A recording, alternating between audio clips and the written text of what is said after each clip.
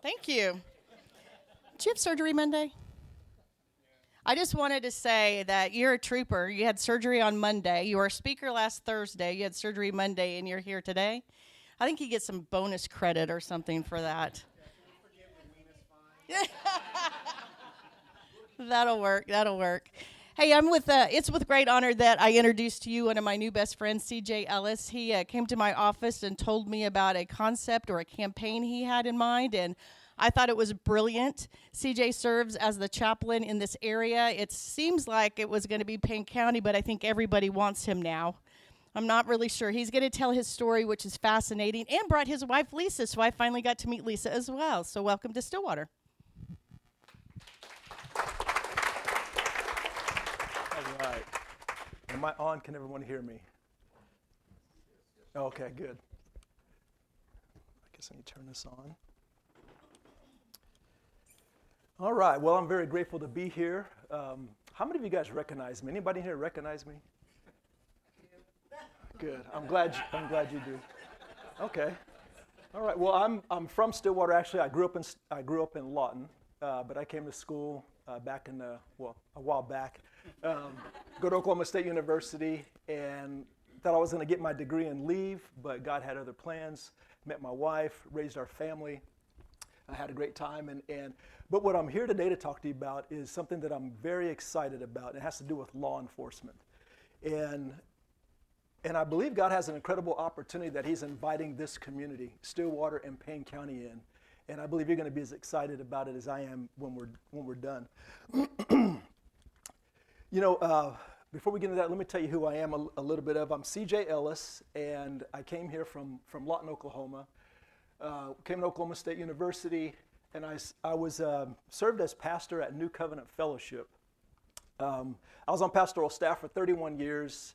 I was a youth pastor, outreach pastor, assistant pastor. Then they finally made me become the senior pastor. So my last 9 years here, I was the senior pastor at New Covenant Fellowship.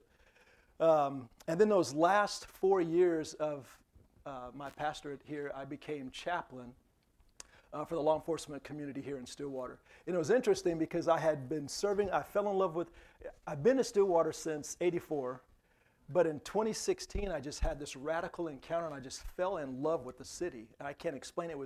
I thought I was having a nervous breakdown or a midlife crisis, but I was too young. But it was just weird. I just fell in love with Stillwater, and I just had a passion to serve. And I'd already been serving our community for so many years, but it's just like I wanted to go to the next level. And I found it ironic, this is in 2016, that in the height of Black Lives Matter and the clash between law enforcement and African Americans, God calls me to serve the law enforcement community. And I've had the privilege of doing that since 2016. So I got to serve the sheriff. Some of you might know who R.B. Hoff was. He was our sheriff back in the day. Ryan McCarron and Watts, and just had a great time doing that. But then God surprised us and had us move from here. I thought we were going to be in Oklahoma the rest of our lives, but God surprised us and had us move to California for 5 years. But before we get into that, I want to introduce my family that was raised here, all my kids. We have 6 children. Well, they're not kids anymore. 5 men and 1 daughter. And my wife and I just finished celebrating our 35th anniversary. Congratulations. Thank you. But all the wonderful things that I've gotten to do and participate in, I got to develop a men's movement called the Taking Them With Me men's movement. We got to develop what we call the Bulletproof Marriage course. And I was a pastor for a number of years. I got to travel all over the world, preach the gospel, do all kinds of incredible things. But my favorite stat, if I have to give you a stat, is being a dad and a husband. Because what I noticed as a leader, when I was a young youth pastor, very passionate about the ministry, but I was very concerned about neglecting my family. Because what I had noticed is that a lot of us men leaders, unfortunately, will be passionate and pursue what we're called to do, but we neglect and leave our families behind. And so the Lord taught me how to He graciously taught me how to stay connected to the heart of my wife and my kids. And to this day, I can say that I did not raise PKs. And you know what I mean by that. You know, at church, a lot of times it's the preacher's kids that you don't want your kids to associate with. You know, those. And I was very concerned. That I would raise that. Had started with 5 boys, and it could have been really bad, especially because you always have, if any of you have children, you always have the child that you want to go to jail for. You know, you might go to jail for murder. You know, that you have that child that you're going to butt heads with, and we had one of those, and it could have gone real bad with him, but he loves Jesus, an incredible businessman, very successful, and all of our kids are doing wonderful. And what I'm most grateful for is that they still love their old man. You know, because they grew up in preachers' kids and all that, and they could have had bad experiences with me neglecting them. But to this day, they still love me, and we're friends, and we have wonderful grandkids and all that. And what I'm excited about in my leadership role, especially when it comes to law enforcement, is I get to mentor men in being good fathers and great husbands. And that's kind of a side. I didn't mean to talk about all this, but that's just a big part of what I'm excited about. So anyway, so we were here in Stillwater all of our lives, and I thought I was going to be here all of our lives, but then God surprised us and moved us to California. And so we were there. 5 of my 6 kids lived there. 3 of our 5 grandkids lived there. And so we were loving life, loving our kids, you know, enjoying our grandkids. And then God surprised me. And I had finished a business training on Zoom, as we all do. And I was sitting there, and all of a sudden, it was like this movie. I was sitting there contemplating what I just learned from this training, and it was like a movie started playing in my head. I recognize it kind of as a vision, but I'd never had this experience before. But it was like a movie started playing in my head, and in this movie, it was a scene, it was an incredible celebratory scene of a whole bunch of police officers celebrating one man. And they were celebrating a man who had served as in law enforcement for 30 years. He was a great cop. He was a cop's cop. The community loved him because he was one of those guys that was dedicated to protecting and making sure we were safe. So his department loved him. And so they were having a great time of celebration. They gave him a plaque, and they all chipped in and bought him a very expensive watch, a Rolex watch. And so it was just a really neat scene in this vision of these cops celebrating this one man. And then the movie shifted to scene 2. And in scene 2, it was the same officer who has been celebrated at the party, but now he was home. And he was home and alone. The home was kind of dark and dim. And he was alone because his 5th wife had just divorced and left him. And because he was such a great cop, he didn't have a lot of time for his kids, so he was estranged from his adult kids. And as a result, he had no relationship or connection with his grandkids. And so I saw this man in one scene who was being celebrated and loved and adored. In this scene, he was very much alone, bitter, addicted, depressed, and suicidal. And I remember when I saw this scene playing out, I became very angry and my emotions just got really charged. And I was saying, is this it? Is this what they get to look forward to? This man spent 30 years protecting me and making sure me and my family's safe, and this is what he gets to look forward to. And I remember I was so angry and frustrated, and I felt like the Lord spoke to my heart, and he said, son, let's do something about it. Let's do something about it. And that was my call back to Oklahoma. And so my wife, that's a whole long story in and of itself, but we moved back to Oklahoma, and the charge was for me to work with law enforcement. And he encouraged us to start this nonprofit called the Bulletproof Cop Initiative. And the purpose of this initiative, or the major goal, is to help cops finish strong. You know, because what we were seeing and like what I saw in the scene played out, and what's unfortunately too common, is that when officers when they cross the finish line of retirement, a lot of them are broken down, addicted, divorced several times, have no relationship with their kids, and they're just, and the suicide rate is incredible. And so our passion is to help cops finish strong, so that when they retire, that they get to enjoy their families. They get to enjoy that time of their life because they spent so much time serving and protecting us. So that's what our goal and the number one deal of the Bulletproof Cop Initiative is, to help officers finish strong. You know, the statistics of officers is crazy. You know, around 25% of them struggle with alcohol abuse. Their relationships are horrific often, as you can imagine. I didn't realize this, but 20 to 40% of police officers' families experience domestic violence, a rate which is twice the national average. You know, think of it. The people who protect us they can end up turning on their very own, the ones they love the most. And the divorce rates can be as high as 70%. And the mental challenges and emotional things you can imagine, the suicide rate is 4 times higher than that of the general population. You know, I heard a statistic that officers are more likely to die from their own gun than they are from a perpetrator. Twice as likely. And then PTSD, 20%, they can experience that, but 20% compared to only 7 to 8% of the general population. So it's like, okay, these vast statistics and all these things that happen, what problem, the problem is not the lack of resources available to support cops. You know, because you're thinking, okay, we got to get these guys and gals help. What's going on? We need to help them get counseling, get all these resources. The problem is not the lack of resources. There are plenty of incredible resources. Some of you might be counselors or therapists or whatever. There are incredible resources available for our officers. The problem is that the officers are not connecting to those available resources. You know, it's like you can't make you can, what do you say, bring a horse to water, but you can't make them drink, right?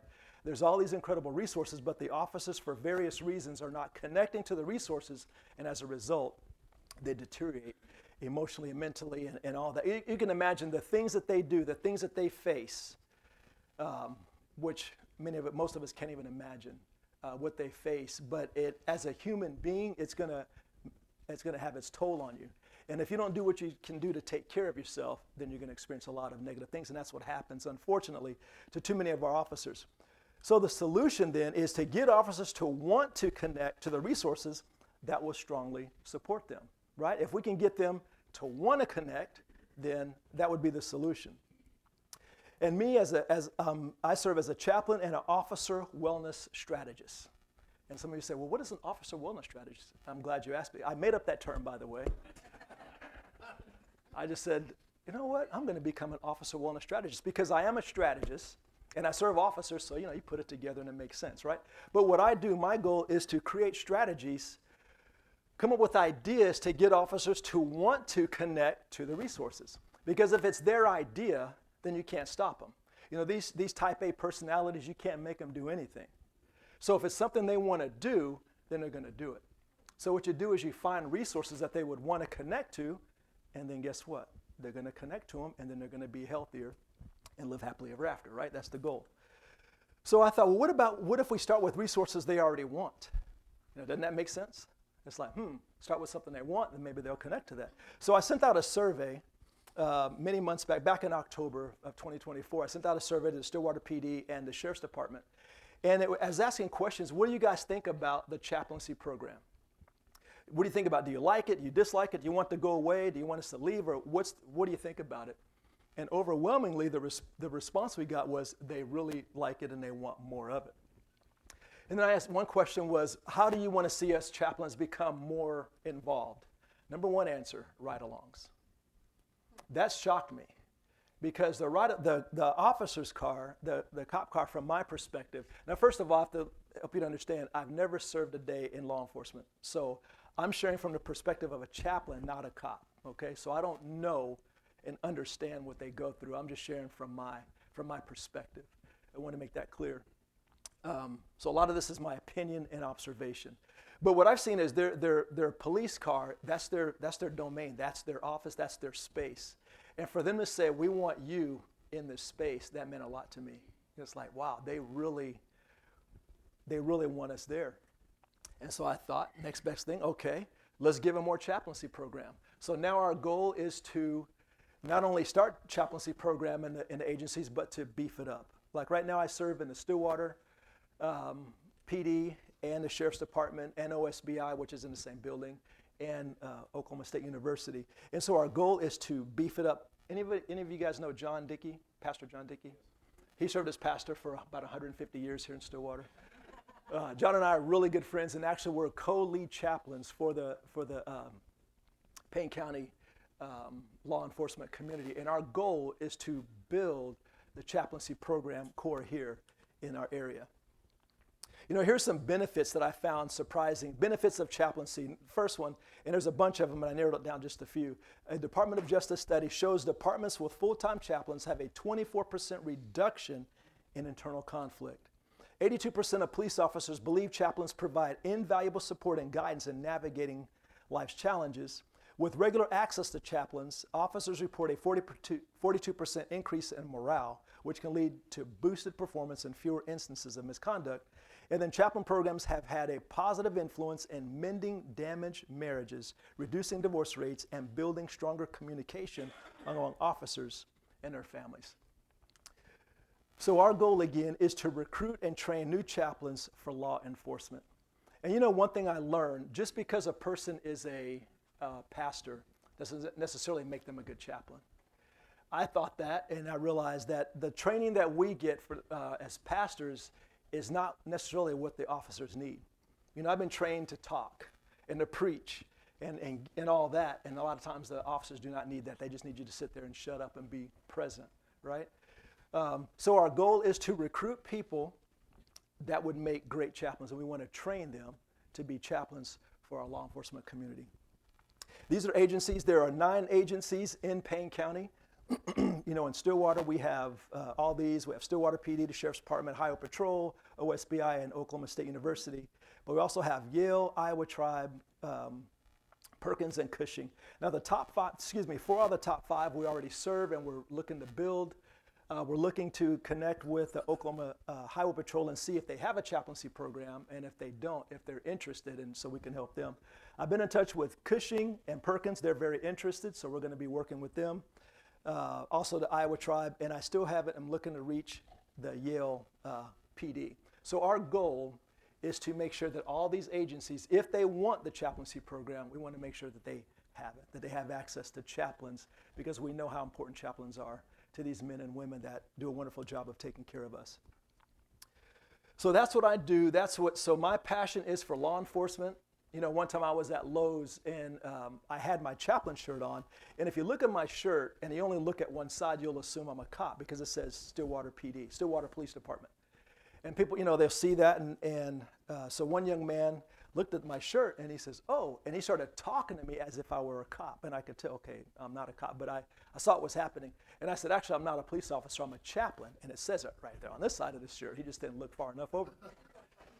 And he said, "A chaplain?" He said, "What is that? What is a chaplain?" And I thought about it, and I said, "Well, actually, we're pastors for police."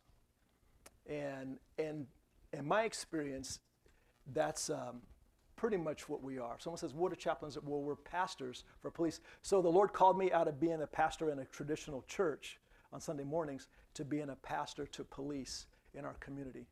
And you know, ever since I graduated from college, and I was in pastoral ministry all those 31 years, I felt like I was living my dream job. I was very privileged. I loved it. I would even talk to the Lord and say, "Lord, are we good? Is this okay? I'm having too much fun. Is this allowable?" You know, because as a Christian, you think you have to be suffering and miserable and all that. And I was having too much fun being a pastor. And then in 2016, when he shifted me into this, I'm having so much fun. And again, I was like, "Lord, is this okay? Is it okay to have this much fun?" But I really love serving our law enforcement community because I appreciate what they do for us. Anybody in here besides Norm serving law enforcement? Okay, awesome. 3. Well, I appreciate you guys. I appreciate your service. So I'm very grateful to God. And here's what I'm excited about. This next thing I want to talk about. I believe our community has the opportunity to do something very extraordinary. Because you might be thinking, well, that's really cool. I appreciate our officers, but I'm not a chaplain. I'm called as a businessman or teacher or administrator or whatever. I wish there was something I could do. Or you're saying, is there something I can do to support our officers? I'm so glad you asked that question, because I have this thing for you. I believe as leaders in this community, you and I get to play a significant role in shifting culture. And this is what I'm excited about, that we get to shift culture. I believe there's an invitation from the Lord in Payne County that we get to shift culture. And you're thinking, what do you mean by that? Back in the day, my father, the gentleman on the bottom is my dad, back in, whenever that was, a long time ago. But he fought in the Vietnam War. So he's a Vietnam War veteran. And back in the day, our soldiers, when they came back from that war, they were not treated well. They were not received well. They were called things like baby killers, murderers, and all kinds of bad stuff. And there was a lot of protest against the soldiers and all that stuff. But nowadays, when you see a soldier, someone, you can tell, oh, that's a soldier, our response to them is different. How many of you you've seen a soldier in public and you went up to them and said, thank you, sir, thank you, ma'am, for your service? Raise your hand if you've done that. Okay, that's almost all of us. Back in the day, that didn't happen, but now that happens all the time, right? It happens all the time. Matter of fact, how many of you in here, if you've served in the military, would you stand up for me, please? I would, but I had surgery, so can I just... You can stay right there, right there. Thank you.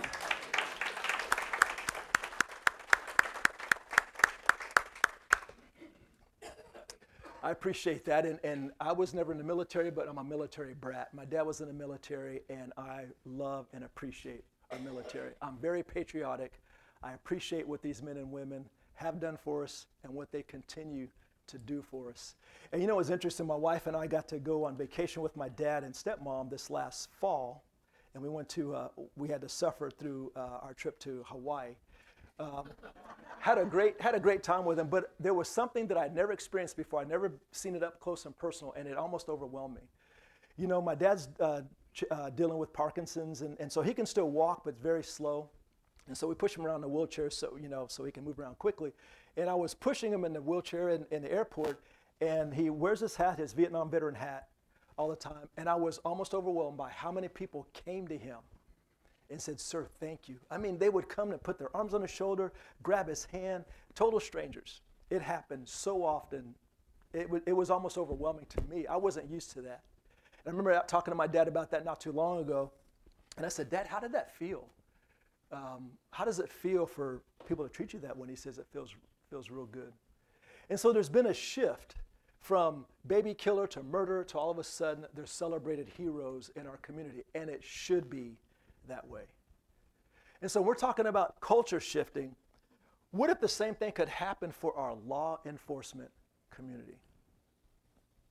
What if the same thing could happen? Because unfortunately, we're very familiar with all the stuff they've been going through for the last number of years. Abolish the police, defund the police.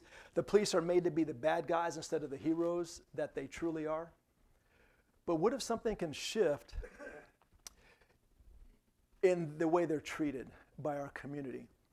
You know, it's like 10 to 20% are the loud minority. They're the ones that make all the noise. They're the ones that you see on Facebook, or the ones in communities and protesting, the ones that are making all the noise and can make officers believe that the whole world is against them.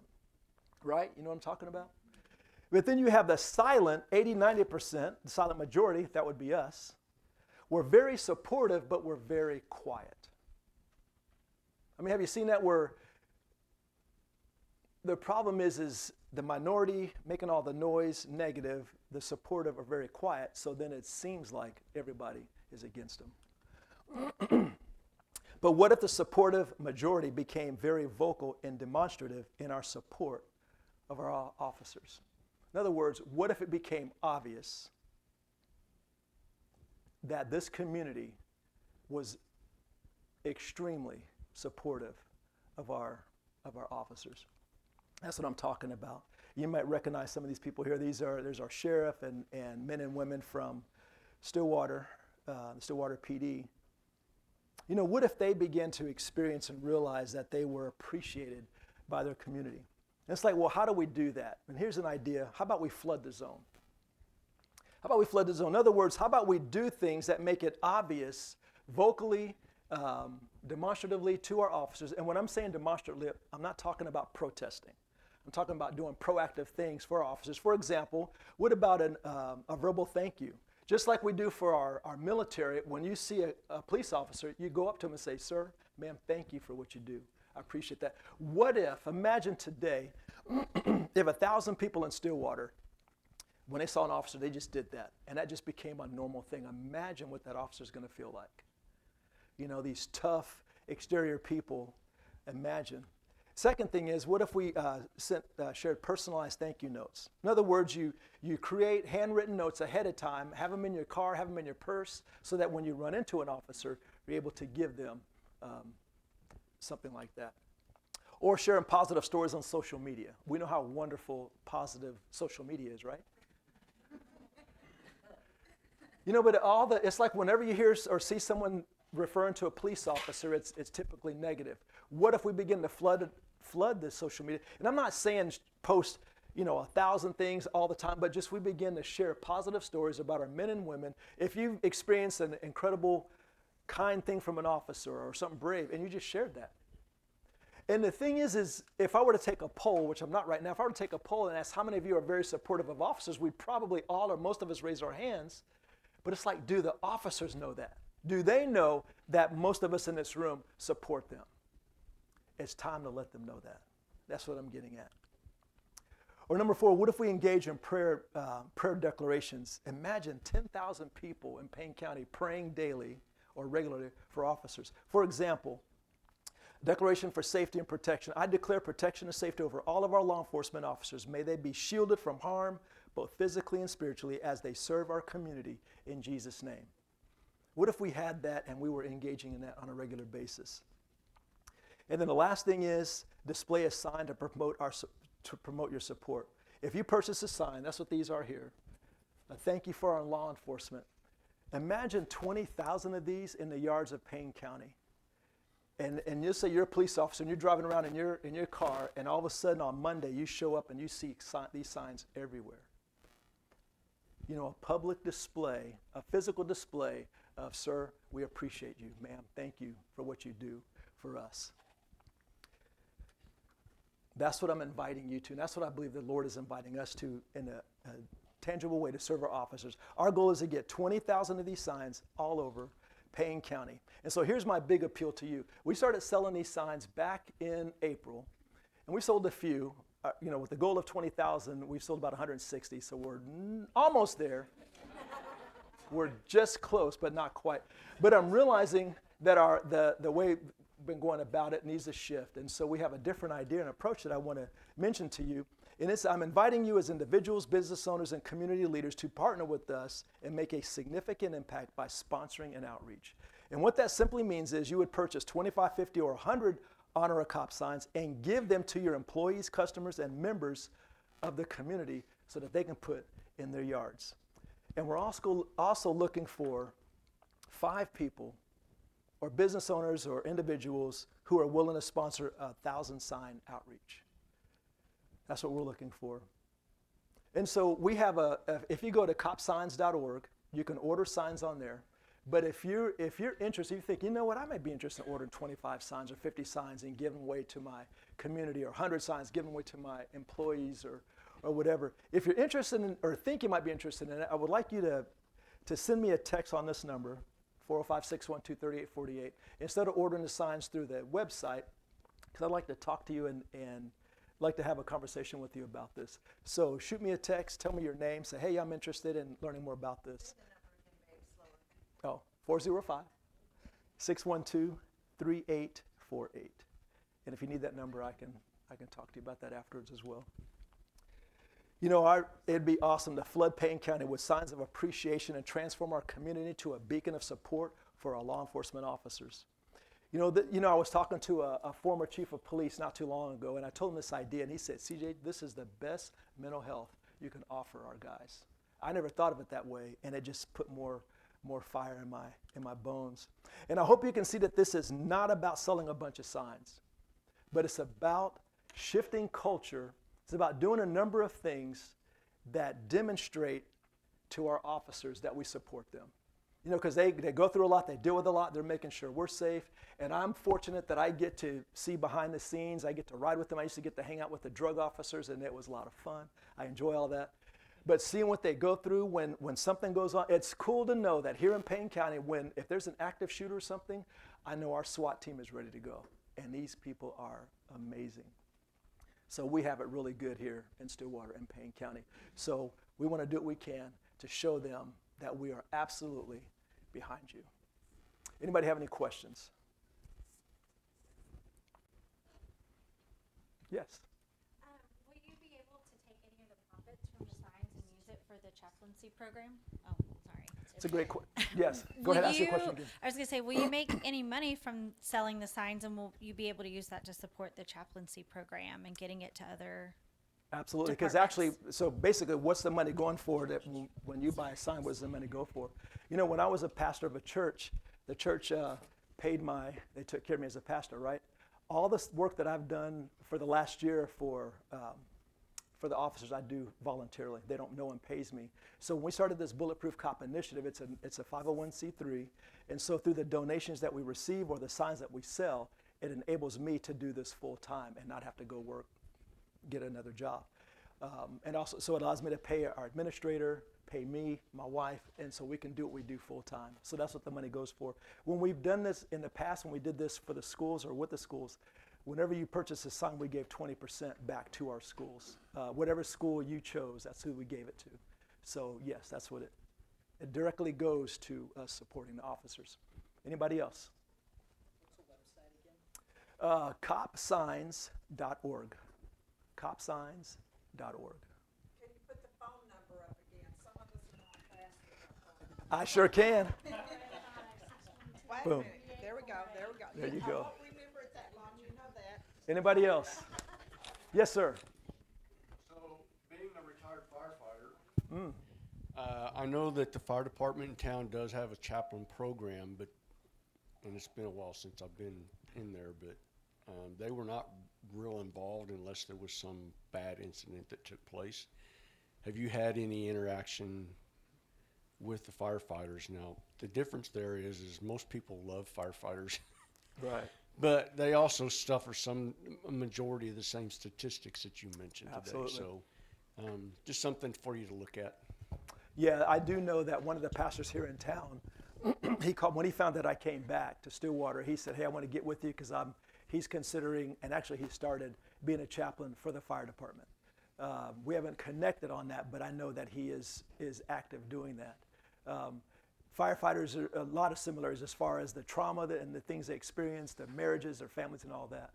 One reason why we're focusing on law enforcement, one, because that's where I'm called, and two, because the status of firefighters, they're still our heroes. I love firefighters.